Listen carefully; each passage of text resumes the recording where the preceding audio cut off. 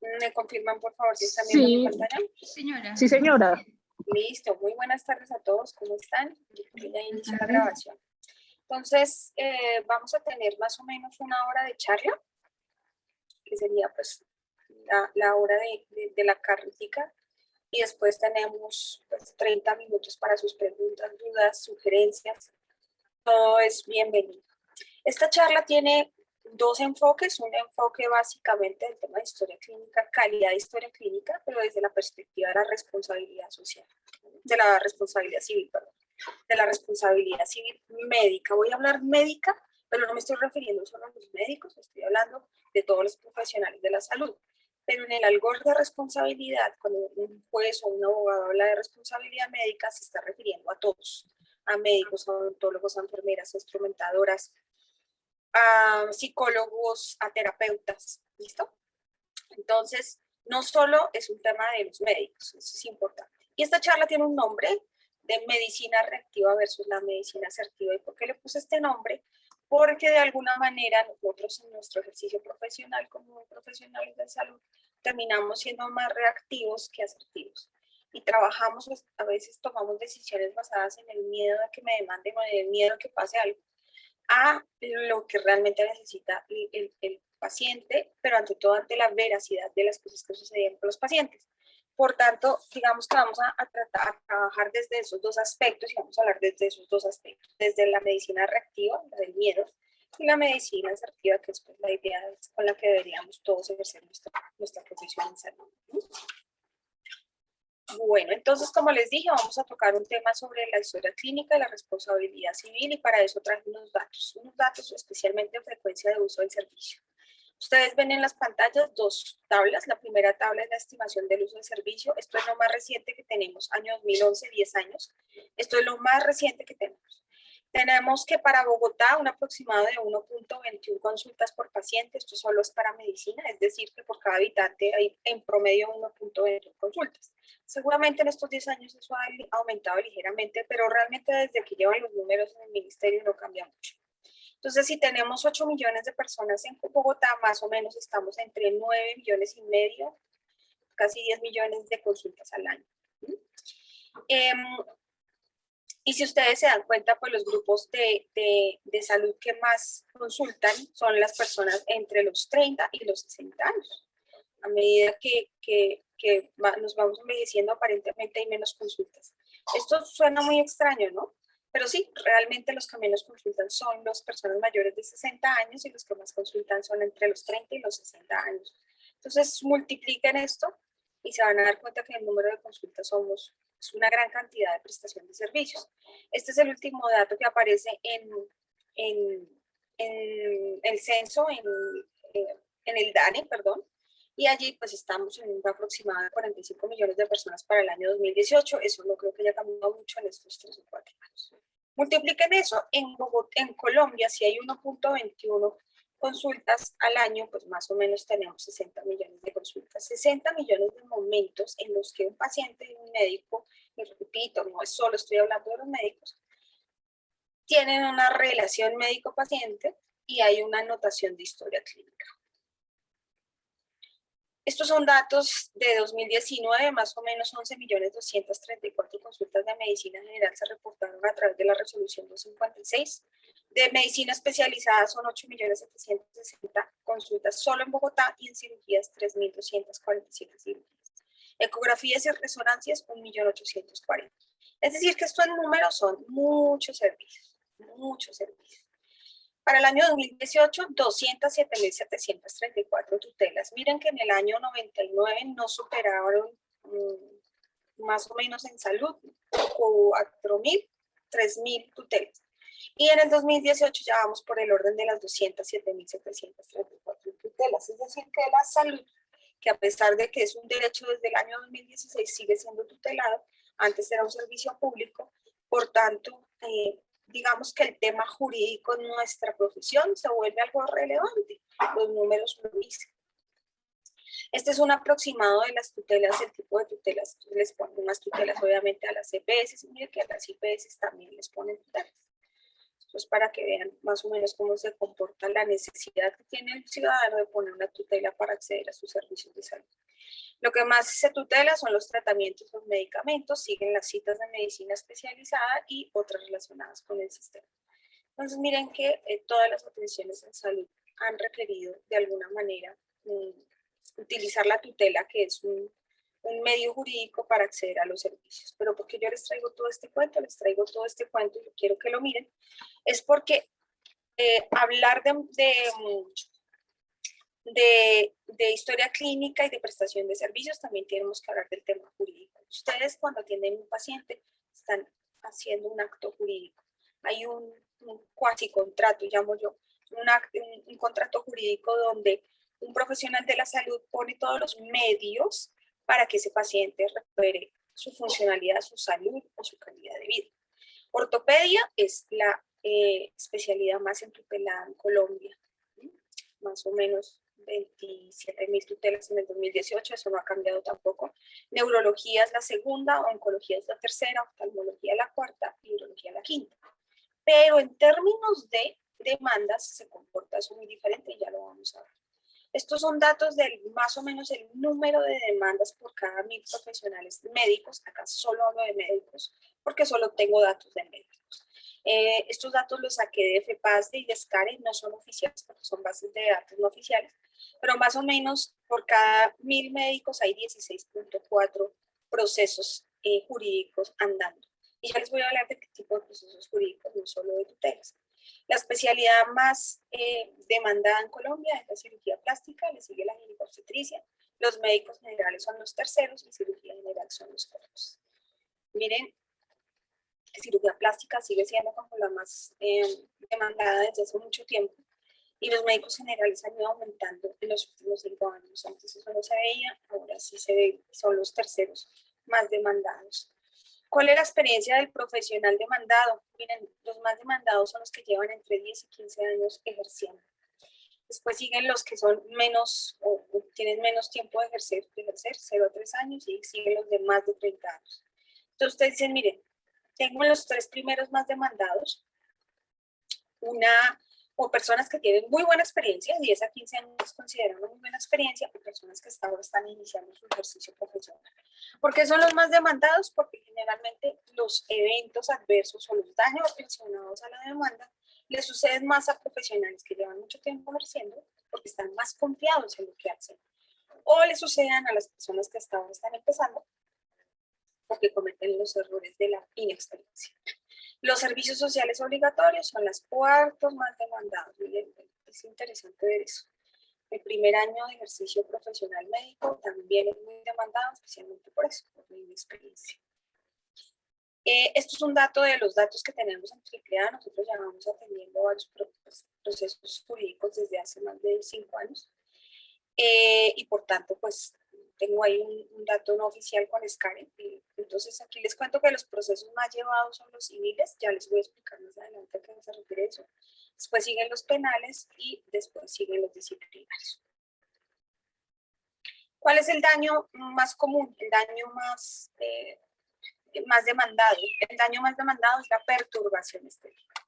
La perturbación estética, así se llama, es cuando después de un procedimiento estético, quirúrgico especialmente, pero también puede ser no quirúrgico, queda algún daño considerado como una perturbación estética. Son las causas o los daños más demandados. Sigue perturbación funcional, es decir, un daño en la funcionalidad de algún órgano.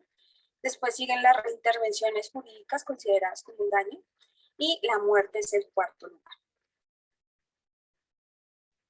Bueno, aquí vamos a recordar el tema de seguridad del paciente, que es clave para hablar de responsabilidad y historia clínica. Y como dijo Hipócrates, el padre de la medicina, primero no hacer daño. Y eso es muy importante que nos lo enseñen desde la universidad. Recuerden que seguridad del paciente es un tema que hemos hablado desde hace muchos años, siglos, pero realmente se volvió una prioridad para la Organización Mundial de la Salud desde el año 90, después de que el Instituto de Medicina de los Estados Unidos, a través de un estudio muy interesante que se llama Redes Humanas, presenta el error asistencial como la octava causa de muerte en los Estados Unidos. Y la OMS en el año 2002 publica un análisis de la tasa de mortalidad intrahospitalaria causada por eventos eventos adversos o incidentes o fallas humanas, y presentan casos desde 3.2% de mortalidad hasta 16.6% de mortalidad en países desarrollados, en vías de desarrollo. Y la Alianza Mundial para la Seguridad del Paciente nació en el año 2004, es una de las vertientes de la Organización Mundial de la Salud y básicamente está dedicada a generar toda la información para que nosotros como prestadores de servicios de salud y profesionales de la salud tengamos la seguridad del paciente muy presente en nuestro ejercicio profesional. Recordando que la seguridad del paciente es la reducción del riesgo del daño innecesario asociado a la atención sanitaria. ¿Por qué hasta un mínimo aceptable? Porque el solo hecho de poner una venoclisis y tener ya una vena permeable está generando un daño en una vena. Ese es un mínimo aceptable. Introducir una aguja en una vena para poder incluir un medicamento, introducir un medicamento, es un daño. Lo que pasa es que ese es un daño mínimo aceptable. Aquí la seguridad del paciente lo que busca es que no se presente el daño innecesario. Recuerden que el error es el hecho de no llevar a cabo una acción, o sea, es no hacer lo que tengo que hacer, ¿listo? O de hacer lo que no tenía que hacer o dejar de hacer lo que tenía que hacer, lo que llamamos error de acción o error de omisión. Y eso es importante en responsabilidad civil y lo vamos a ver más adelante. El evento adverso en Colombia es considerado el daño o lesión no intencional asociada al cuidado de la salud. Es muy importante que tenga esos tres elementos, que haya un daño, que sea no intencional y que sea asociado al cuidado de la salud. Todos los eventos adversos deben tener un análisis, algunos son prevenibles. ¿Por qué? Porque si yo cometí un error, es decir, tomé una acción que no debía tomar o dejé de hacer algo que tenía que hacer por omisión, se puede presentar ese daño. Y es un error no intencional generalmente asociado al cuidado de la salud. ¿Los eventos adversos son demandados? Sí, todos, la gran mayoría son demandados. Y son demandados de diferentes maneras, desde una queja hasta cárcel. Vamos a hablar de ese tema que es un tipo de responsabilidad, que es la penal. ¿Qué es un incidente? Es un evento, una circunstancia que podría haber ocasionado un daño innecesario al paciente. No se presentó el daño, pero pudo haberse presentado, y los incidentes son el mejor momento para aprender, porque los eventos adversos son la punta del iceberg realmente. Solo nos notifican el 5% de los eventos adversos y yo creo que es mucho menos que eso. Detrás de los eventos adversos generalmente hay una gran cantidad de incidentes que nosotros nos acostumbramos a vivir en el día a día en nuestras organizaciones y en nuestros servicios. Entonces, el evento adverso termina siendo solo la punta del iceberg. Realmente, si ganamos conciencia del reporte de incidentes, seguramente vamos a aprender más, pero pues las organizaciones aún no tienen esa conciencia y seguimos acostumbrándonos a los incidentes y básicamente a apagar incendios. Entonces, ¿qué hay que hacer? Como siempre muestro mi chiquitina aquí, rezando, pidiendo, orando para que nosotros como médicos, nuestras enfermeras, nuestros químicos, las terapeutas, las instrumentadoras, los auxiliares, el gerente no se equivoque y pues podamos no cometer errores, pero eso no va a pasar. Somos humanos y cometemos errores. Por tanto, el error médico se ha convertido en, casi se ha satanizado porque pareciera que el médico no se puede equivocar. Y por tanto, el médico ha tenido que tomar una decisión de hacer la medicina reactiva. Y aquí me refiero a todos los profesionales de la salud. Belo Llaneiro es un autor de responsabilidad civil que nos hace leer a todos los que estudiamos derecho médico, y él escribe: no tomar decisiones de riesgo por miedo a las reclamaciones, sometiendo al paciente a multitud de pruebas para que no queden cabos sueltos. Eso es la medicina reactiva. La medicina reactiva es eso, es el que yo le haga muchas cosas al paciente para que no se me pase nada y de alguna manera yo pueda evitar algún riesgo de daño. Eso no es cierto. Realmente, entre más cosas le haga usted al paciente, no necesariamente está minimizando el riesgo. Y sí lo puede estar exponiendo a cosas que no se requieren. Entonces, la medicina asertiva es la medicina que está enfocada en la mejor comunicación con los pacientes. ¿Listo? Bueno, espérame un segundito. Tengo un pedacito de la presentación que se me corrió. Okay. Entonces, vamos a hablar de responsabilidad. Por favor, me confirman si están viendo mi presentación, porque creo que no la están viendo. Sí, señora, sí dice responsabilidad. Ah, vale, listo. Sí se ve. Permítame un segundo.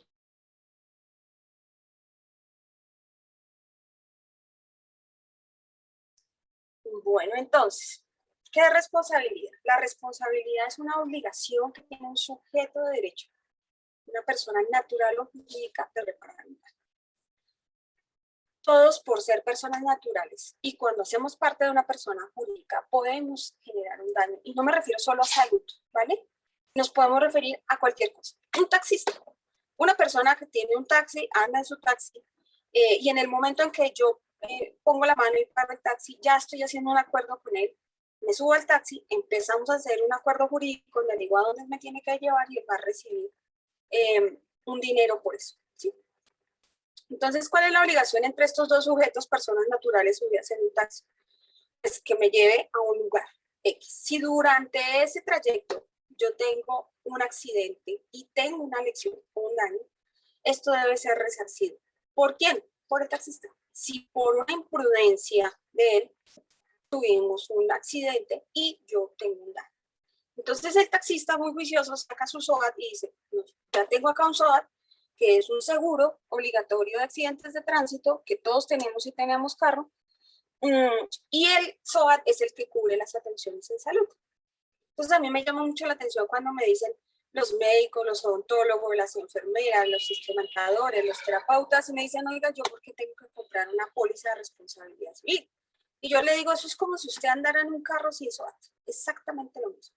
Si usted está en su carro y le produce un daño a otro carro, a un tercero, a una persona que va en la calle y lo atropella o le genera una lesión a un motociclista que tocó y se cayó, usted saca el SOAT para que el SOAT responda por las atenciones en salud. ¿Cómo no va a tener una póliza de responsabilidad civil que lo apoye en el momento en que usted tenga algún evento adverso? Porque se va a equivocar, porque es un ser humano y necesita un dinero para poder cubrir tanto su tema jurídico como el posible reparación del daño, que termina siendo siempre económica, siempre termina siendo económica. Ahora hay otro tipo, pero la gran mayoría son económicas. Entonces, por favor, las pólizas de responsabilidad civil. Voy a seguir hablando de eso. Entonces, en la responsabilidad civil siempre hay tres criterios. El daño, que es el menoscabo de un derecho. Entonces, debe haber un daño a un paciente. Ese daño, ¿listo?, genera un perjuicio, una consecuencia, que generalmente es material y también puede ser inmaterial. La material es cuando a un paciente, y voy a poner un ejemplo en un caso muy conocido, incluso, de un paciente que falleció en una clínica muy prestante en Bogotá, que estaba hospitalizado, un señor de unos 50, 55 años, está hospitalizado, está en la última habitación del ala de una clínica, y durante la noche el atril, donde tenía todas las bombas de infusión, entre esas una bomba por la que le pasaban nutrición enteral, se cayó, el atril se rompe, las bombas caen al piso, la sonda se mueve, y el paciente broncoaspira y fallece. Entonces, vamos a analizar ese caso. Entonces, ¿cuál es el perjuicio? En ese caso es material, claramente es material, porque esta persona fallece. E inmaterial para la familia, hay un daño también a la familia por la pérdida de su papá, su hermano, su hijo, ¿no? Y también si esa persona, por ejemplo, genera empleo o es una persona de la que dependen más personas que su familia, ahí hay otro tipo de daño también, material e inmaterial. Entonces, sucede este daño, este paciente fallece y tenemos que revisar cuál fue la omisión o la acción que causó la muerte de este paciente. Entonces, si nosotros nos vamos ya a mirar y analizar, ese atril se rompe, ¿por qué se rompió el atril? Y por qué en el momento de la ruptura del atril no fue atendido este paciente. Resulta que haciendo el análisis de este evento adverso, vemos las cámaras para ver qué había sucedido con este paciente, porque cuando lo encontraron en su habitación sin signos vitales, eran las 6 de la mañana, la auxiliar de enfermería va a la habitación, revisa al paciente, se da cuenta que no tiene signos vitales y genera el código azul. Llega un médico hospitalario a la habitación del paciente, se da cuenta que no tiene signos vitales, pero además se da cuenta que ya tiene signos de rigidez cadavérica, es decir, este paciente había fallecido muchas horas antes. Cuando le hicieron la necropsia, este paciente, pues, el fallecido tenía una hora aproximada de muerte de la 1:30 de la mañana, pero el auxiliar se da cuenta de que no tiene signos vitales a las 6 de la mañana. Sin embargo, en la historia clínica de esta auxiliar de enfermería que se sentó a escribirla a las 7:15 de la mañana, después de que terminó su turno, ella pone que a las 2 de la mañana fue a la habitación de este paciente, encontró al paciente dormido y pone unos signos vitales normales. A las 4 de la mañana volvió a ir a ver a ese paciente, también dormido en su unidad, y pone unos signos vitales normales. Y a las 6, cuando va, pues reporta la muerte del paciente, que no tiene signos vitales. Si una necropsia dice que a la 1:30 más o menos fue la hora de muerte, porque ella pone unas notas de que a las 2 de la mañana lo vio y a las 4 de la mañana lo vio. Cuando nosotros vimos las cámaras, efectivamente ella entra a la habitación a las 2 de la mañana, estuvo más o menos 15 segundos ahí y sale. Entonces creemos que no le tomó signos vitales, pero que además no se dio cuenta que la actriz se había roto. Y a las 4 de la mañana pues nunca fue. Entonces ella colocó en la historia clínica unas actividades que no realizó porque por cámara nos dimos cuenta que no las realizó. Entonces, ese hecho, esa omisión de no haberse dado cuenta a tiempo que ese paciente se había roto ese atril, que se habían caído esas bombas, que se había salido la sonda de su nutrición, que había broncoaspirado, es el nexo causal, es imputable, es decir, hay una causalidad entre el hecho y el daño. Para que haya responsabilidad civil deben demostrar. ¿Quién debe demostrar que hay un daño imputable? La familia o el paciente.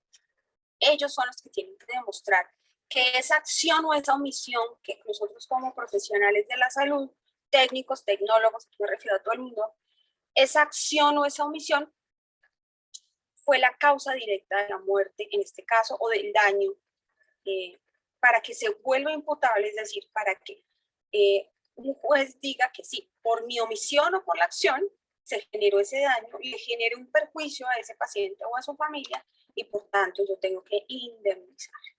En responsabilidad civil siempre se indemniza, hay que reparar el daño. Pues he visto algunas sentencias de la Corte donde no pidieron dinero, sino pidieron, por ejemplo, disculpas públicas, que eso le sucedió a una EPS que tuvo que salir a medios masivos a pedir disculpas a una familia por el daño que ocasionaron. Eso estuvo dentro de la sentencia. Pero generalmente lo que se resarce o la manera de resarcir el daño es indemnizando. Y cuando uno tiene que indemnizar, por favor, profesionales de la salud, la idea es que uno indemnice con su patrimonio, no tenga que vender el apartamento, el carro, la casa, bueno, en fin, sino que usted a través de la póliza de responsabilidad civil médica que tiene que comprar, que tiene que adquirir, si se le presenta este caso, pues tenga que indemnizar. Ya les mostré números, miren, suceden las demandas suceden y suceden más seguido de lo que ustedes creen.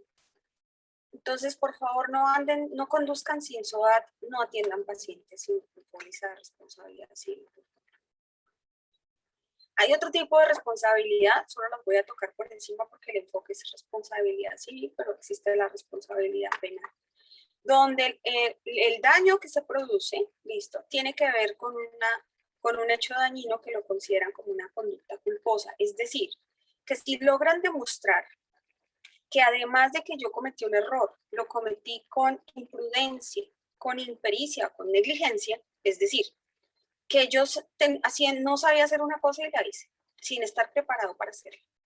O que tenía que hacer algo y no lo quise hacer. No quise. Por ejemplo, esa auxiliar de enfermería que entró a las 2 de la mañana y estuvo 15 segundos, seguramente no tocó al paciente, ella siempre dijo que sí, pero pues en 15 segundos no hay manera de tomar una tensión arterial, no hay manera de despertar a un paciente, no hay manera de ver una frecuencia cardíaca, una frecuencia respiratoria. Y a las 4 de la mañana no fue. Entonces, además de que tuvo esa conducta culposa, puso en la historia clínica que sí tomó unos signos vitales de un paciente hasta ahora cuando ella nunca fue. Entonces, allí sí hay un delito, hay negligencia, hay impericia, hay imprudencia, y cuando hay un delito, se consideran que hay lesiones personales, para el caso de pacientes que sufren un daño y pues, es un daño permanente, o un homicidio culposo cuando el paciente fallece, que fue el caso que les acabo de contar. Esta auxiliar de enfermería fue privada de la libertad por fraude de la historia clínica, por haber mentido, pero además por no haber ido a atender al paciente cuando se requirió. Estuvo, el caso fue en el año 2008 y ella estuvo en la cárcel 6 años. Otro tipo de responsabilidad es la responsabilidad ética y disciplinaria. ¿Esa cuál es? Esa es que cuando el daño, listo, es causado por una conducta no ética, especialmente cuando no tiene que ver con la lex artis, es decir, nosotros como profesionales de la salud no tenemos adherencia a guías o no le damos la información adecuada al paciente, listo, el caso es conocido y es identificado y es trabajado y es gestionado por los tribunales de ética. Hay tribunal de ética médica, hay tribunal de ética ontológica, hay tribunal de ética de enfermería, hay tribunal de ética de los terapeutas, y los tribunales evalúan si esa conducta no ética se presentó para contribuir al daño. Incluso puede que su conducta no ética se haya presentado, puede que esa conducta no haya generado el daño, pero al haberse presentado la conducta no ética, pues el tribunal lo puede condenar a ¿qué? A suspenderle temporalmente su licencia o definitivamente no poder ejercer en Colombia. Les pongo un ejemplo. Si un médico atiende a un paciente o opera a un paciente bajo efectos de sustancias o alcohol, y ese paciente, y justamente en ese momento que lo está atendiendo, no sé, se pierde el fluido eléctrico, se va la luz, y el paciente fallece porque se fue la luz, o el fluido eléctrico no funcionó, puede que el daño o la causa directa de que ese paciente haya fallecido es porque no había ese fluido eléctrico, pero si demuestran que ese médico estaba operando bajo influencias del alcohol o de sustancias, puede ser llevado al tribunal de ética y perder su licencia o perder su poder ejercer en Colombia. Entonces, miren que un médico, un profesional de la salud puede estar en 3 lugares, puede estar en un juzgado, puede estar en una fiscalía o puede estar en un tribunal de ética por la misma circunstancia, o sea, puede llevar 3 procesos al mismo tiempo. Y la responsabilidad administrativa que recae especialmente en los prestadores, en la persona jurídica. Y es allí donde si hubo una omisión, una acción o una falta de gestión, lo consideran una falla del servicio que genera el daño. Y aquí lo que sucede es que hay una sanción administrativa de la Secretaría de Salud de la Superintendencia, hay una medida sanitaria donde pueden cerrar el servicio y hay que pagar una sanción económica. Todo eso por un evento. ¿Y por qué les traigo todo esto? Porque esas conductas o ese tema de la responsabilidad civil a todos no sé por qué nos sentimos ajenos a eso, porque afortunadamente seguramente a ustedes no les ha pasado. Y no es chévere tener que ir a la fiscalía o al búnker de la fiscalía a presentar algún tipo de indagatoria o de versión libre por un paciente que usted atendió hace muchos años, porque en responsabilidad civil el paciente o su familia tiene hasta 10 años para presentar la demanda después del hecho. Y entonces usted lo llaman, eso me pasó a mí, una paciente que atendí en el rural y me llamaron, yo la atendí en el 2013 y me llamaron en el 2009 a una versión libre de este paciente. ¿Y ustedes creen que yo me acordaba de ese paciente? No tenía ni idea, no me acordaba y yo tenía que revisar la historia clínica. Y cuando leo la historia clínica, mi historia clínica, yo digo, Dios mío, ¿cómo pude escribir lo que escribí? Entonces, como yo lo viví y además acompaño a muchos colegas en estos procesos de responsabilidad y ellos mismos cuando leen sus historias clínicas me dicen, no tengo ni idea por qué escribí esto, no sé de dónde saqué esto. Entonces, por eso esta charla creo que se vuelve más vivencial. ¿No?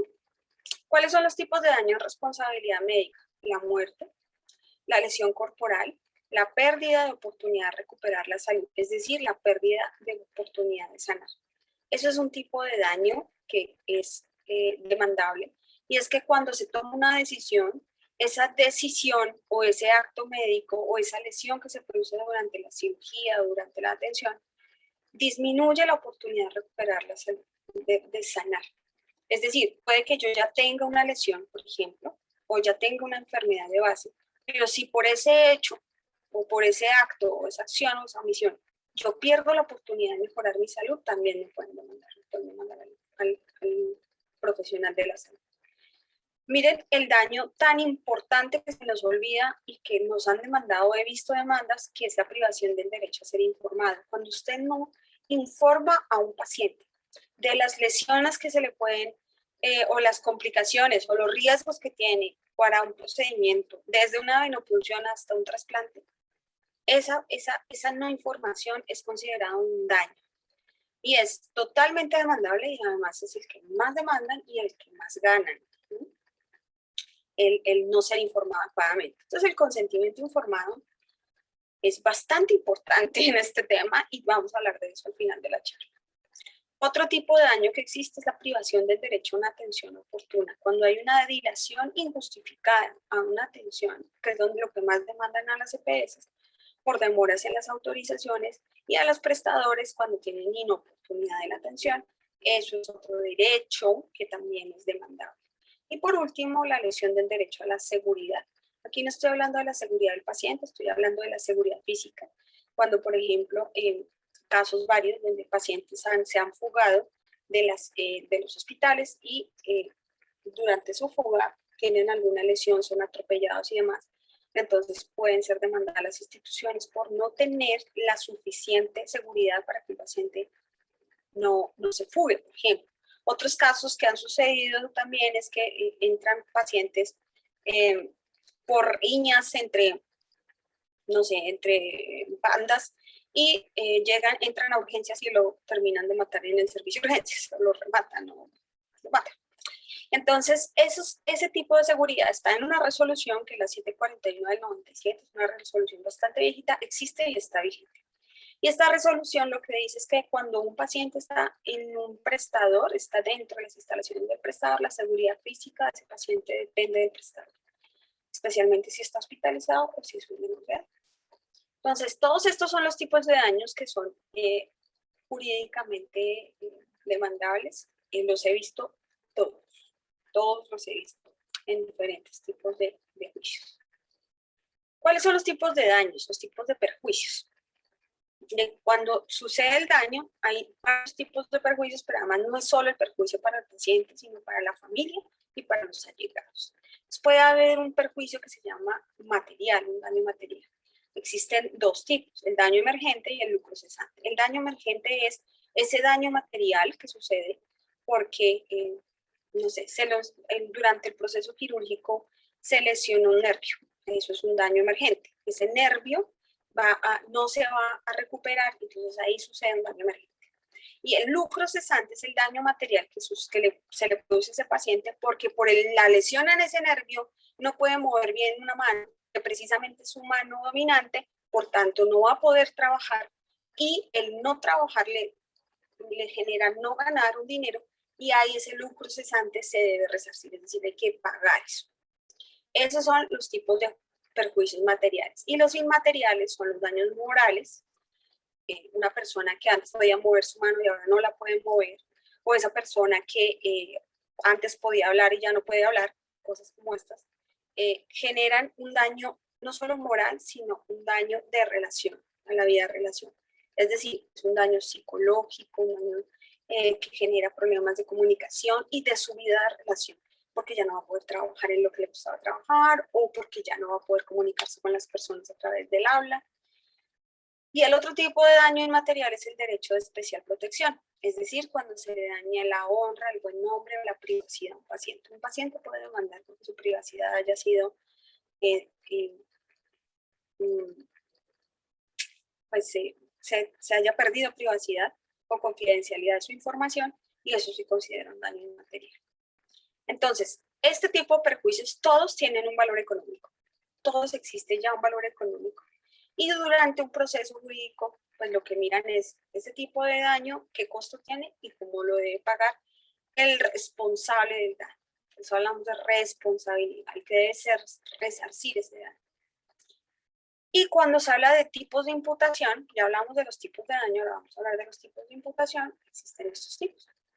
Está la falla del servicio probada. Las infecciones asociadas al cuidado de la salud son consideradas una falla del servicio probada, es decir, que hay claramente una conexión entre el estar hospitalizado en un hospital y entender que allí se puede infectar con una bacteria multiresistente que le puede causar la muerte. Eso ya existe, ya está probado, no hay que hacer ningún estudio para comprobar que esa infección fue adquirida dentro del hospital. Ahora que eso lo llevó a la muerte, ahí lo tienen que comprobar.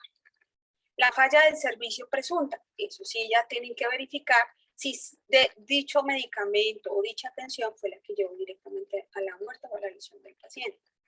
Y existe la imputación del daño especial, que es un daño que tiene que ver con una fuerza mayor, ¿no? Se fue la luz, se fue el fluido eléctrico y estamos en un lugar donde no hay esa planta eléctrica y preciso, pues ese paciente necesitaba algún equipo y fallas. O el hecho de un tercero, que por ejemplo, el hecho de la víctima, que es el caso que les cuento, el hecho del tercero es esa persona que ingresó a urgencias con un arma y mató a esta persona. Ahí hay un hecho de un tercero, es ajeno al hospital.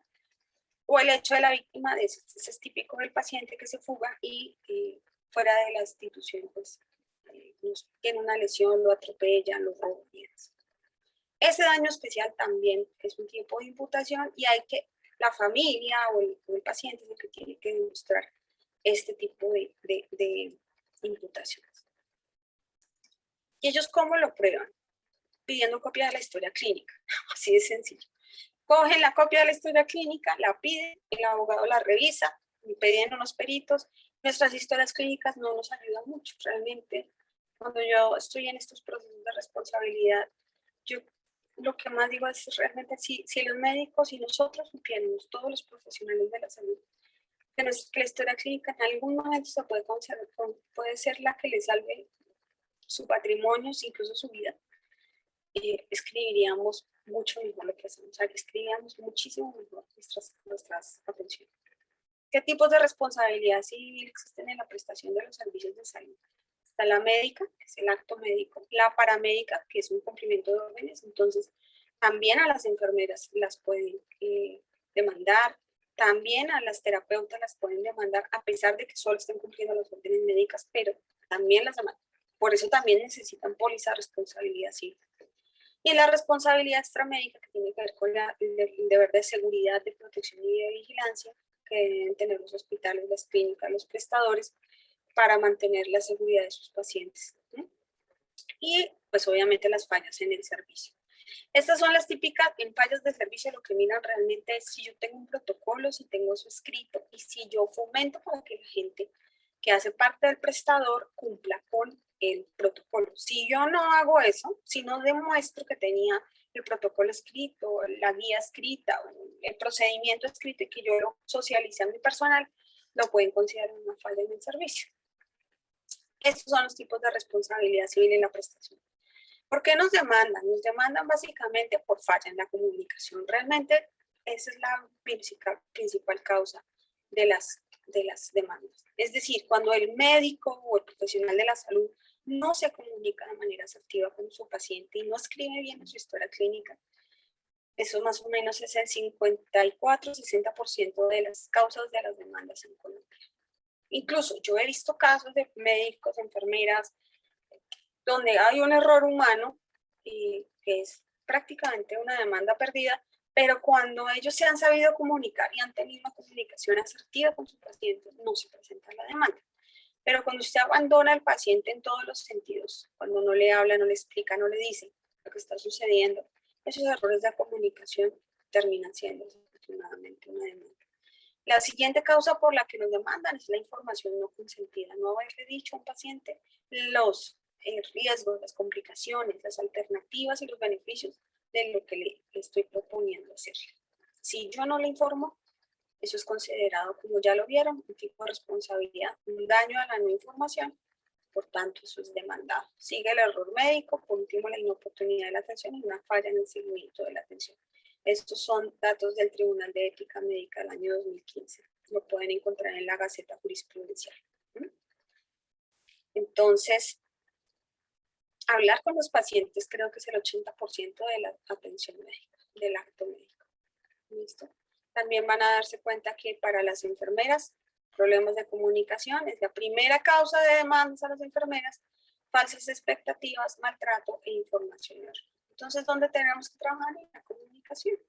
Es claramente esto. ¿Cómo terminan estas demandas? Estos son datos no oficiales de SCARE y de nuestros casos, los que hemos acompañado. La gran mayoría, el 90 y pico %, son sin culpa. O sea, realmente la clasificación de la culpa llega a ser muy baja. Es decir, de las demandas que terminen en resarcimiento o terminen en que el profesional de la salud debe pagar, son muy poquitas. Pero cuando tiene que pagar, prácticamente quedan, o sea, tienen que pagar con su patrimonio si no tiene una póliza de responsabilidad civil o con su licencia y no pueden volver a ejercer. Listo, sin dato, porque aparece acá sin dato, porque todavía están en curso todas estas demandas, por tanto no tenemos los datos, porque en promedio una demanda civil se demora entre 4 y 7 años, más o menos. Entonces, pues todavía tenemos muchas que todavía no tenemos los fallos. Algunos fallos son más de una culpa, es decir, tengo un fallo, es decir, el fallo del juez dice que además de que, no sé, no le escribí en la historia clínica la verdad para el caso de esta auxiliar, falsifiqué o puse fraude, además no lo atendí, además no le avisé a la jefe, además, digamos que hay más de una culpa y en el fallo pues, se debe presentar más de un resarcimiento. ¿Listo? La negligencia, la imperencia y la imprudencia terminan siendo muy pocos los casos donde se logran demostrar que realmente un profesional de la salud no se levanta a decir, hoy voy a ser negligente y no voy a hacer lo que tengo que hacer, o voy a hacer cosas locas que a mí nadie me ha enseñado a hacer, o voy a ser imprudente. Realmente uno no es un tema consciente. Pero cuando no hacemos las cosas bien y lo hacemos de manera inconsciente, pues terminamos cometiendo errores que nos pueden demostrar esto, la imprudencia. Datos de características de la Lex Artis, ginecobstetricia sigue siendo el caso donde hay especialidades quirúrgicas son las más demandadas, y cirugía general, neurocirugía y ortopedia. Y para las especialidades clínicas, pediatría, medicina interna, oncología médica y neonatología. Muy bien. ¿Cómo nosotros cuando defendemos a un médico, a un prestador, a un odontólogo, a una enfermera, cogemos la historia clínica y le hacemos como una medición para saber si la historia clínica nos sirve como un elemento materia de prueba, una AMP? Es decir, coger la historia clínica y pegarnos de lo que está escrito para decir aquí sí se hicieron las cosas. La calidad de la mayoría de las historias clínicas que evaluamos es muy baja, es baja. Media y muy baja. Miren que son muy poquitas las que nos permiten como historias clínicas utilizarlas como elementos en materia de prueba. Desafortunadamente terminamos desestimando partes de la historia clínica para usarlas en la defensa del profesional. Entonces, espero que estos números algún día cambien y la historia clínica sea realmente la manera en que les vamos a ayudar a los profesionales a defenderse, ¿no? Entonces, hay un muy buen artículo escrito en la revista colombiana de neumología, donde ponen el profesional que esté demandado encontrará la historia clínica y otros documentos sanitarios a su aliado procesal más contundente o al más riguroso adversario en la contienda. ¿Y de dónde más sufrimos nosotros? Realmente lo que más sufrimos es en la legibilidad, especialmente en la legibilidad y en la integralidad de la historia clínica, porque no escriben todo lo que hicieron. Es ahí donde realmente sufrimos mucho. Entonces, la historia clínica realmente es ese registro obligatorio donde debemos escribir todo lo que hicimos con el paciente. Todo. Y la realidad. Si usted no le tomó un signo vital, no lo ponga, porque no lo tomó. Si usted le pone 15 sobre 15 en un Glasgow y ese paciente está dormido y acaba de ser sedado, ¿cómo va a poner 15 sobre 15? Lo encuentro tan seguido que ya no sé cómo más mencionar. La ley 23 del 81 es la ley de ética médica en Colombia. Solo para médicos hay una ley de ética odontológica, hay una ley de ética para enfermería y creo que para terapeutas también. La de odontología, si no mi memoria no me falla, es la ley 35 del 89, ya son leyes de hace mucho tiempo. En cambio, la de enfermería es una ley relativamente más reciente, que fue el 2004, que es la ley 911. Entonces, ustedes pueden ir a ver esas leyes, terminan siendo muy similares, son muy parecidas. Y allí nos habla de que la historia clínica es ese registro obligatorio de las condiciones de salud del paciente. Es un documento privado, así que está sometido a la reserva histórica. Solamente las personas que tenemos acceso a la historia clínica somos el equipo de salud y las autoridades cuando requieren copia de esa historia para un proceso, ¿no? En el equipo de salud también están contemplados los auditores, ¿listo? Están incluidos, por eso un auditor de una EPS puede pedir copia de la historia clínica porque él tiene acceso a la historia como equipo de salud. El decreto 3380 del 81, que es el que reglamenta esa ley, y él dice que el conocimiento, está escrito que el conocimiento que la historia clínica tenga los auxiliares del médico de la institución en la cual esté labor y no son violatorios del carácter privado reservado de este, es decir, es todo el equipo de salud. Entonces, la resolución 1995 de la resolución actual, más la 839, son dos resoluciones que hablan de la historia clínica. Y está bien escrito, clarísimo, que debe estar escrita de manera legible, clara, sin planchones, sin enredaduras, sin intercalaciones, sin dejar espacios en blanco, y no debemos utilizar siglas. Y las anotaciones que hagamos deben tener la fecha y a la hora en la que se realizó el acto médico. Aquí me refiero a todos los actos, por favor, no solo al médico, con el nombre completo y la firma del autor. Aquí vamos a hablar del tema de la historia clínica sistematizada, pero debe estar claramente identificado quién fue el que ejerció ese acto médico en el paciente y claramente describir la fecha y la hora cuando eso sucedió. En el artículo 14 de la resolución 1995 nos dicen que ¿quiénes tienen acceso a la historia clínica? Pues primero el usuario, que es el dueño de la historia, el titular de la historia del paciente. Sigue el equipo de salud, las autoridades judiciales y de salud, por ejemplo la superintendencia, y las que están determinadas por la ley, pues hasta ahora son ellos. La familia puede tener acceso a la historia clínica, sí, siempre y cuando el usuario lo autorice por escrito o el usuario ya haya fallecido, y la familia a través de un certificado de defunción demuestra que el paciente falleció, por tanto, puede entregársele copia de la historia clínica. ¿Listo? Bueno, repito, es un documento privado. Como es privado, el tema de su confidencialidad y su privacidad es una responsabilidad del prestador, del que tiene la custodia de la historia clínica. La historia clínica está sujeta a reserva, solo puede ser conocida por las personas que expresamente indique la ley. Y repito nuevamente, debe ser clara, legible, sin tachones. No deben haber espacios en blanco, sin siglas, fecha y hora de la prestación del servicio.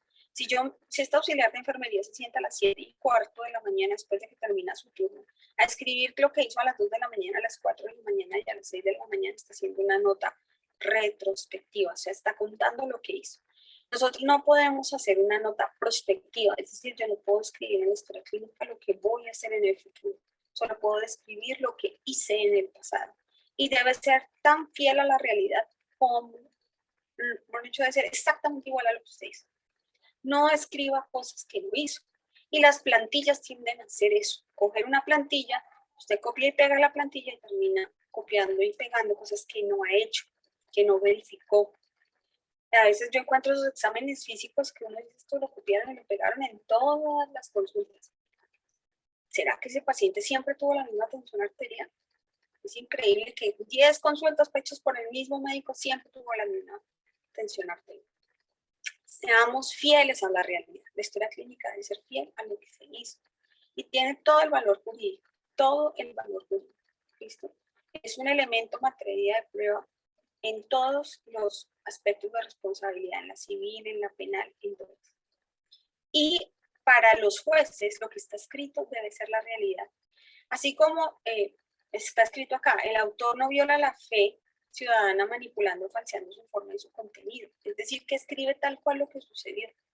Y por el principio de buena fe se cree lo que escribe la historia clínica.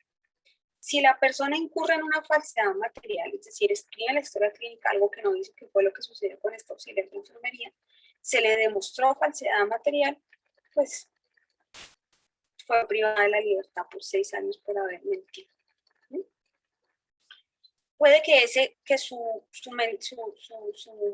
falsedad en la historia clínica no fue la causa directa de la muerte de ese paciente, pero el haber cometido eso es un delito, escribir en la historia clínica algo que usted no hizo, pues es considerado un delito y además pues, se priva de la libertad a esa persona. Se incurre en falsedad ideológica cuando en un documento genuino y verdadero se consignan hechos o declaraciones falsas, ¿no? Entonces, la historia clínica debe ser fiel a lo que hicimos. Bueno, no se deben suprimir y ocultar pedazos de la historia clínica. Cuando a mi hijo me pide copia de la historia, le tengo que enviar toda la copia de la historia. Y todo lo que está escrito debe ser real. ¿Listo? Muy bien, entonces yo siempre los invito a todos los profesionales de la salud que no sean esclavos de sus malos hábitos. Por favor, escriban la historia clínica, no copien ni peguen. Asegúrense que lo que escriben sí tiene que ver con ese paciente. Escriban todo lo que le dijeron al paciente. Sean fieles, especialmente en el tema de la información, y cuídense mucho en la manera en que informan. La comunicación con los pacientes es tan importante como la comunicación con sus familiares. Y la gran mayoría de las causas por las que nos demandan son esas. Son no comunicación. Me ayudan por ahí con un micrófono. Sharon, ¿me colaboras? Gracias. Muy bien. Ley 23 del 81 en el artículo 16. El médico no puede ir más allá del riesgo previsto. Debe advertir al paciente y a los familiares sobre el riesgo, las reacciones adversas, inmediatas, tardías, los efectos del tratamiento. Si usted le informa adecuadamente al paciente y a su familiar, está ejerciendo o permitiéndoles a ellos el derecho de la información. ¿Listo? La advertencia de ese riesgo previsto es un derecho de la familia y si usted no lo hace es considerado un delito. Yo invito a los médicos a leer su ley 23, por favor, a los odontólogos leer la ley 35, a las enfermeras la ley 911, porque realmente son leyes que definen cuál es el debido actuar de nuestro ejercicio profesional. El consentimiento informado no es un simple documento, y yo espero que siempre que me escuchen y vean esto, el consentimiento informado no es un papel. El consentimiento informado es un acto voluntario de consentimiento del paciente después de que yo le informé los riesgos, las alternativas, las complicaciones, todas las complicaciones, todos los riesgos. Si los riesgos incluso es morir, también hay que decirse. ¿Listo? Y los pacientes son conscientes. Miren, a mí alguien me decía, no, es que si yo le digo a un paciente que sí, se puede morir, pues no se va a hacer nada. No, eso no es cierto. La gran mayoría de los pacientes toman la decisión de que sí. Y sí, uno se puede morir desde que le apliquen un medicamento hasta una cirugía. Todo tiene un riesgo. Así como hay un riesgo de que usted sea, no sé, robado o asesinado en Bogotá por salir a la calle, o de que lo atropelle un carro solo por salir a la calle. Todos tenemos riesgos inherentes al estar vivos, el solo hecho. Pero cuando yo estoy hablando de salud, el médico, el odontólogo, y acá sí son los profesionales, deben informar a los pacientes. Insisto, riesgos, oportunidades, riesgos de alternativas, beneficios y complicaciones de lo que le voy a decir. Cuando el paciente dice, sí, estoy de acuerdo, lo permito, ahí sí se convierte en un documento. Antes no. Bueno, por favor tengan eso muy en cuenta. Entonces, ¿cuál es el enfoque asertivo? Hacer una correcta información. Si usted habla con el paciente, si usted realmente habla con el paciente, le aseguro que así su historia clínica sea mala, nadie lo va a demandar. Yo he visto.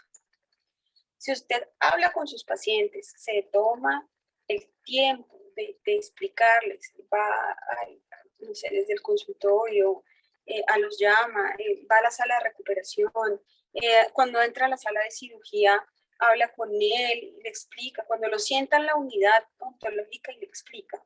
Y esa información es clara, las personas son digamos, son más tranquilas, todos. Eso miren, si yo pudiera mostrarle las demandas, hay unas demandas tan locas que yo cómo fueron a demandar a eso. Pero realmente detrás de ese trasfondo de esa demanda termina siendo el médico no quiso hablar con el paciente, el odontólogo ni lo miró. Entonces, los seres humanos nos sentimos ignorados, al sentirnos ignorados y al sentirnos vulnerados, pues demandamos. La historia clínica se convierte en un elemento en materia de prueba, es decir, debe ser fiable, confiable, íntegra, clara, y si es así, las demandas no prosperan. Pero además, por favor, existe la Lex Artis, el debido cuidado y además las mejores maneras de hacer las cosas. Si usted estudia, se informa, se actualiza, seguramente su ejercicio profesional va a ser maravilloso, va a hacer actos médicos prudentes y además pensando en la calidad de vida de su paciente y bajo una medicina basada en la evidencia que le permite tomar decisiones básicamente claras y basadas en la evidencia, respaldadas, diría yo. Y obviamente esa empatía, y yo tengo claro que todos tenemos empatía, eso no es tan fácil. Uno, y dos, hay días donde uno no es simpático, cero empático. Pero resulta que nos metimos en el cuento de trabajar en este sector, nos metimos en el cuento de atender pacientes, por las razones que sean. La gran mayoría no son por ayudar, eso ya está escrito en varios estudios cuando les preguntan a los estudiantes de medicina por qué estudian y la gran mayoría no lo hacen por ayudar, sino por sentirse valorados. Pero si usted ya se metió en este cuento y se quiere sentir valorado, hágalo bien, estudie, actualícese, comuníquese de manera asertiva con sus pacientes, con sus compañeros de trabajo, tómese el trabajo y concéntrese en el momento que está escribiendo la historia clínica, sea realmente verídico y asegúrese que lo que escribe es lo que le hizo al paciente.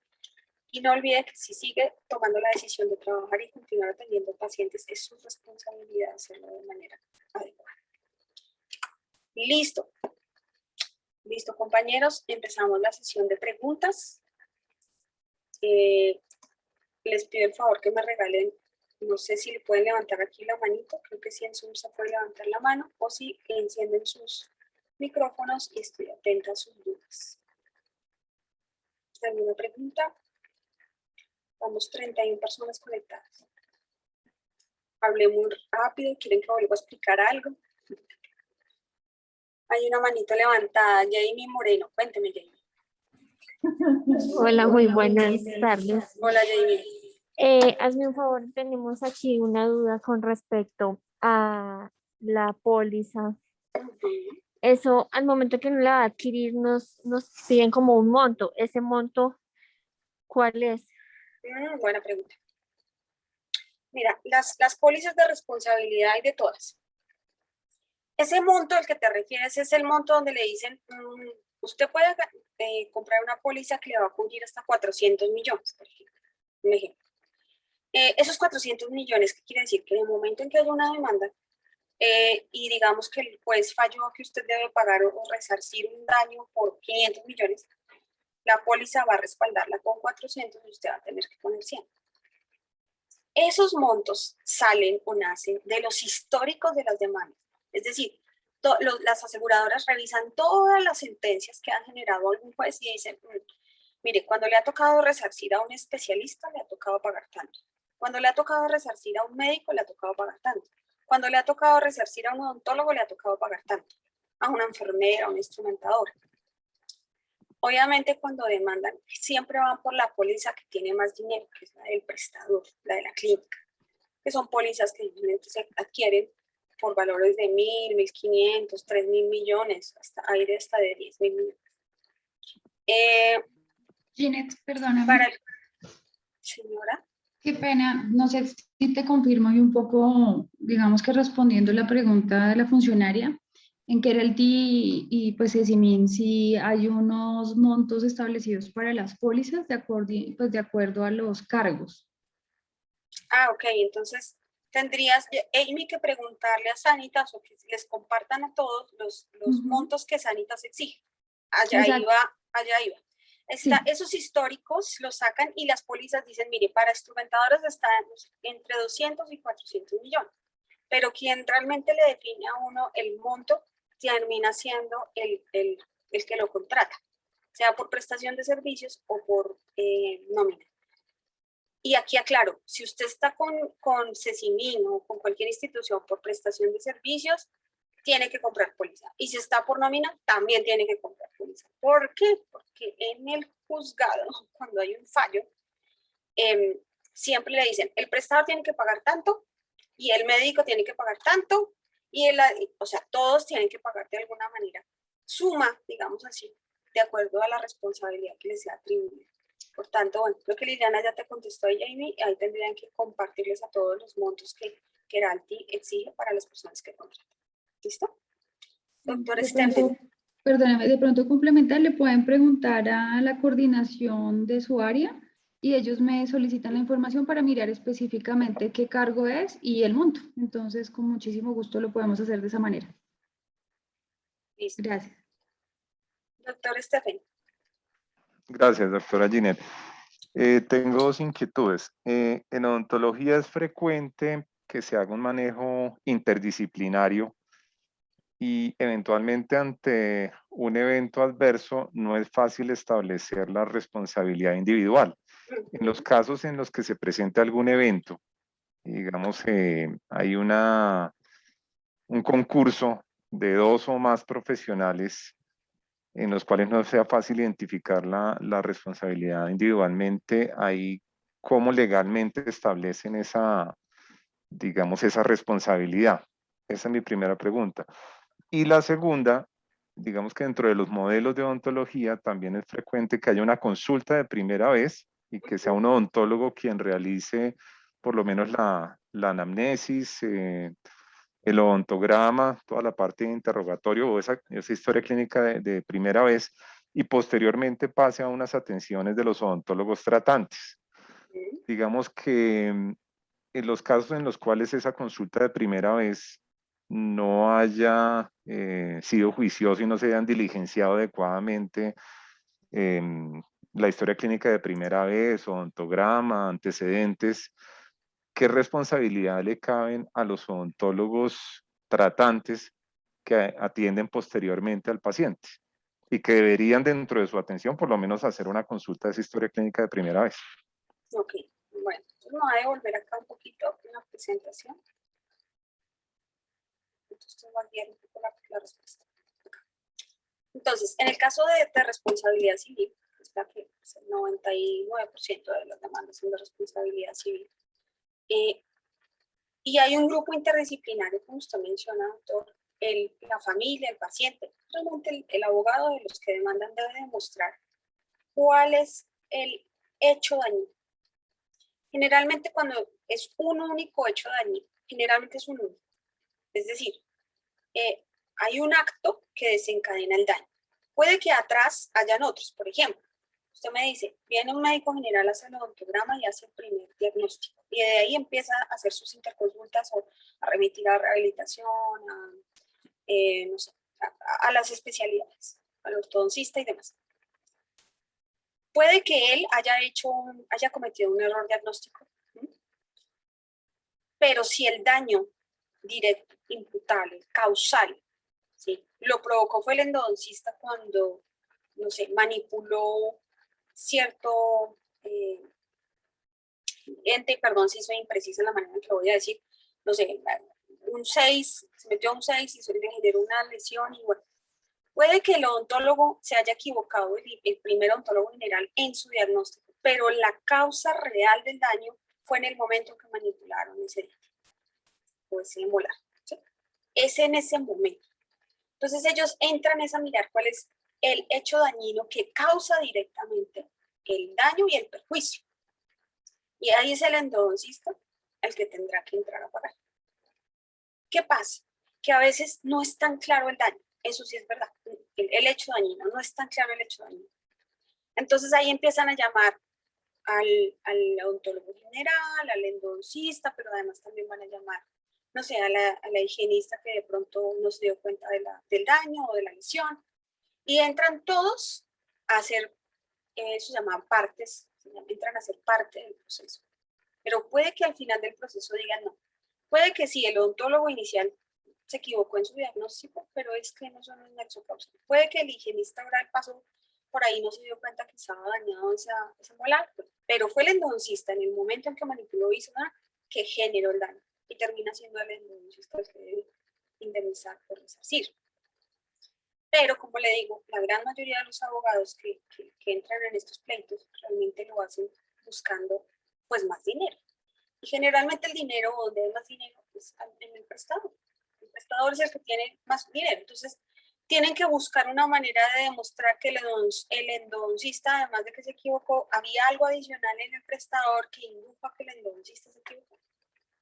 Por eso esos pleitos duran tanto tiempo, porque tienen que entrar a mirar todo para ver cuál es ese hecho dañino exacto y qué contribuyó al anexo causal. Generalmente se van es por el que tiene más plata. Que termine pagando, mire, la historia es muy triste. La mayoría de las veces el que termina indemnizando es el profesional de la salud. Porque los prestadores tienen una gestión, tienen como demostrar ciertas cosas. Pero el acto dañino termina siendo un acto médico, un acto del odontologista, un acto del odontólogo, un acto del médico, de la instrumentadora, que es el humano que se equivocó, pero que además que se equivocó bajo cierto entorno. Cada caso es tan diferente. Y termina, el juez termina diciendo, el que tiene que resarcir es este cristiano, que termina siendo el profesional. Por eso, digamos que los prestadores no son tan, son muy demandados, pero no son, no hay tanto fallo en contra de ellos. Generalmente el fallo termina siendo contra la persona que cometió el error. Los prestadores siempre son solidarios con su cliente y están acompañando porque además los meten en el proceso y todos tienen que reunirse a defenderse. Pero el juez termina siempre, cuando va en contra, cuando el fallo está en contra de los demandados, claramente termina pagando ese profesional. Por eso les digo, no ejerzan sin póliza, por favor, eso es, insisto, conducir sin SOAT, es la misma cosa. Entonces, obviamente, son muy pocos los casos, o sea, les mostré, hacemos miles de cirugías, miles de consultas, no sé odontología, ¿cuántas pueden ser millones? ¿Cuántas se vuelven un proceso jurídico? Cientos. ¿Y cuántas de esas terminan diciéndole al profesional que tiene que pagar? Muy pocas. Pero esas pocas, espero que no le toque a ninguno de los presentes. Por eso es importante que todos, todo el tiempo, estemos haciendo las cosas bien. No sé si con eso contesté la pregunta, doctor Estefan. Sí, doctora Ginette, muchas gracias. Listo. ¿Alguien más tiene alguna otra pregunta? Ya, doctor Estefan, con la manita levantada, no sé, creo que el doctor Alfredo Cortés tenía la mano levantada, creo. No, listo. Muy bien. ¿Ninguna otra pregunta? Doctora, buenas tardes. Habla Alfredo Cortés. Hola, ¿cómo está? Cuénteme. Pues bueno, yo llevo una semana en la institución y soy el médico de soporte oncológico. Ah, bienvenido. Muchas gracias. Y una de las funciones que me han otorgado es la de hacer una revisión de historias clínicas, tanto de aplicación de medicamentos ambulatorios como de las historias clínicas de pacientes que vienen a la aplicación de la quimioterapia acá en la institución. Ajá. Pues me ha llamado muchísimo la atención que dentro de esos signos de alarma que se mencionan en la aplicación de los medicamentos ambulatorios, pues generalmente se expresan solamente pues los que son más comunes. Generalmente uno utiliza los que son más del 30% en la mayoría de los pacientes, pero pues en ningún caso he evidenciado que se le menciona a los pacientes riesgos de muerte o de reacciones anafilácticas o bueno, más severas. Entonces, no sé si eso sería pertinente instaurarlo como algo rutinario. Pues gracias por el comentario. Sí, sí lo podemos revisar, claro que sí, lo miramos. Porque sí prefiero que sí sea rutinario. Muchas personas dicen que eso es como asustar a la gente. Pero realmente cuando se le es transparente y seamos conscientes, los medicamentos que utilizamos en quimioterapia, las radioterapias, las cirugías, la anestesia en general, tiene unos riesgos que ha llevado a varias personas a morir. Muy poquitas, sí, es un riesgo probable y poco previsible. ¿Qué quiere decir eso? Que es probable porque sí han existido casos, pero poco previsible porque realmente son tan poquitos los casos que pues realmente la posibilidad de que le suceda a nuestros pacientes es muy baja. Pero existe la posibilidad y lo mejor es que en ese derecho de información que tienen todos los seres humanos, lo ejerzamos bien. Entonces, al lugar, doctor Alfredo, y claro, lo revisamos y mejoramos. Todo esto es mejora continua. Para esto son estas charlas y nuestras reuniones. Y lo podemos revisar, claro que sí. De acuerdo. Muchas gracias. Listo. ¿Alguien más tiene alguna otra duda, pregunta?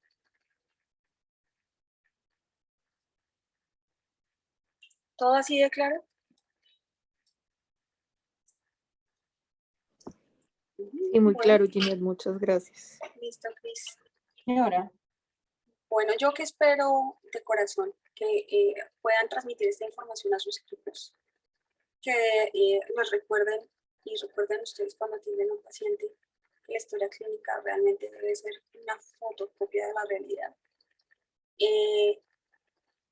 Y que siempre que están haciendo algo le pongan el corazón el amor y además están tratando como estamos tratando con seres humanos. No solo somos profesionales de salud ejerciendo nuestras labores, sino también somos personas que somos líderes generalmente a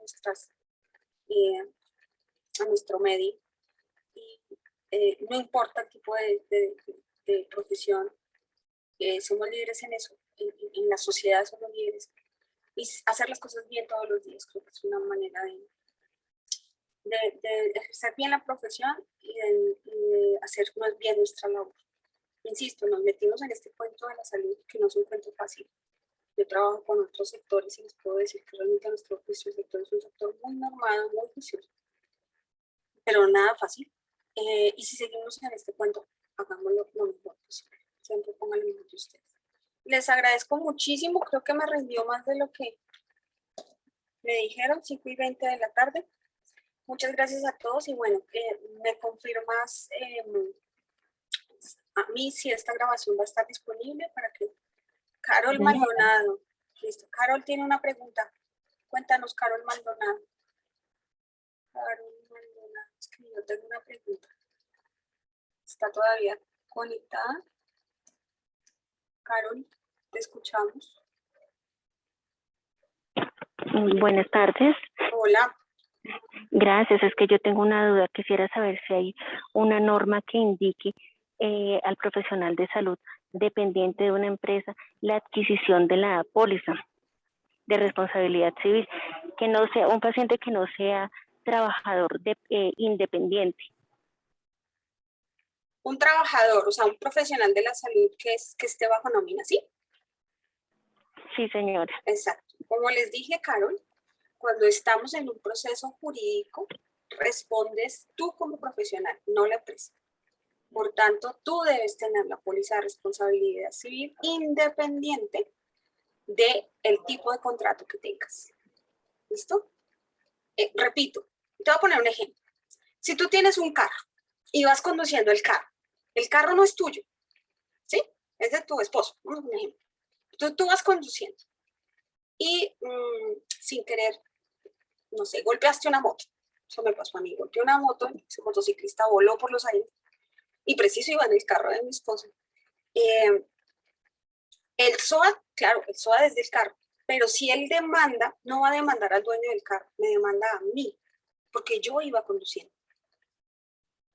Y yo soy la que va a tener que responder si ese motociclista tiene un daño, porque yo iba conduciendo.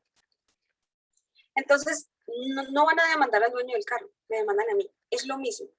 Si hay una demanda, no van a demandar a la IPS, ni a CECIMI, ni al hospital, ni a la clínica tal, ¿sí? Aunque los demanden, también demandan a la persona natural. Y miren, ¿saben cómo funciona eso? Cuando llega la demanda, el juez llama a, vamos a poner un ejemplo, a Carol Maldonado y a CECIMI. Los llaman a los dos. Y los dos tienen que presentar abogados diferentes o dos defensas diferentes. Puede que sea el mismo abogado, pero son dos defensas diferentes. Entonces, Carol, insisto, si usted es profesional de la salud y está atendiendo a un paciente sin una póliza de responsabilidad civil, está corriendo un riesgo muy grande. Así que no importa si usted está por prestación de servicios, no importa si está en nómina, es usted la que responde.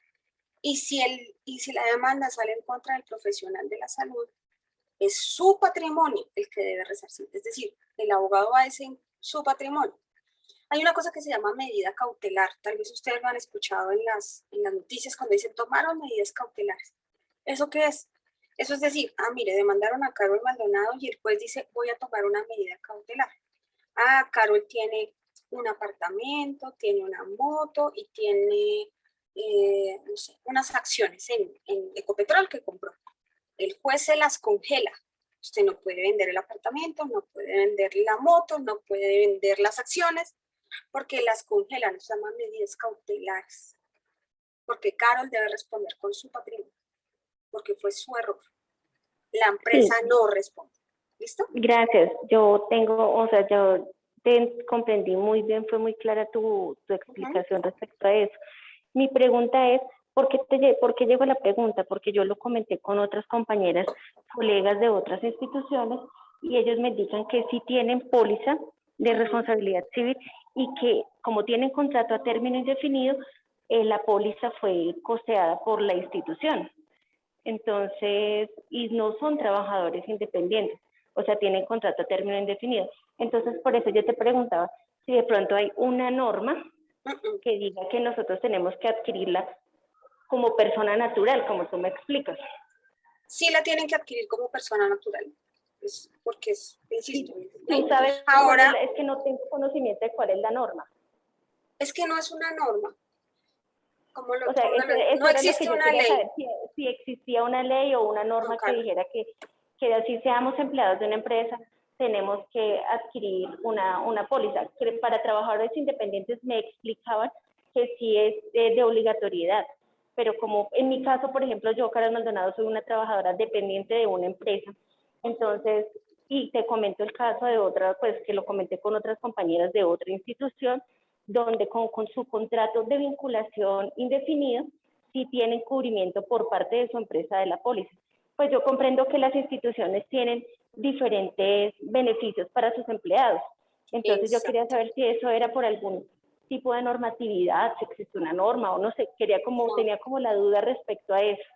Pero ya me queda muy clara tu respuesta. Sí, o sea, es personal y ya es decisión de la empresa si se la ayuda a costear, si se la compra. Eso sí ya es decisión de cada empresa. Hay empresas que las compran, las costean, son muy pocas realmente. La gran mayoría sí, cada persona la compra. ¿Y por qué? Por una razón. Si usted, por ejemplo, Carol, está ahí dependiente y mañana renuncia, usted se lleva la póliza debajo del brazo porque es suya, la cubre a usted, ¿sí? Igual que cuando se hace, no sé, cuando llevan, se le costea al personal que estudia una especialización. Cuando esa personal se va, se lleva el título con él. Es la misma cosa. Eso sí es una decisión muy de la empresa. Cada empresa toma la decisión de si las costea o no. Pues hay unas que sí lo pueden hacer, hay otras que no. Pero sí es un tema muy de la empresa. No hay una norma que obligue a una empresa a costear las pólizas de responsabilidad de sus trabajadores. No existe. Ay, bueno, perfecto. Muchísimas gracias por tu aclaración y pues realmente la capacitación estuvo muy interesante, de muy gran utilidad para nosotros los profesionales y pues muchísimas gracias. Listo, Carol, a ti. Bueno, adiós. Bueno, ¿alguien más? ¿Alguna otra duda, pregunta?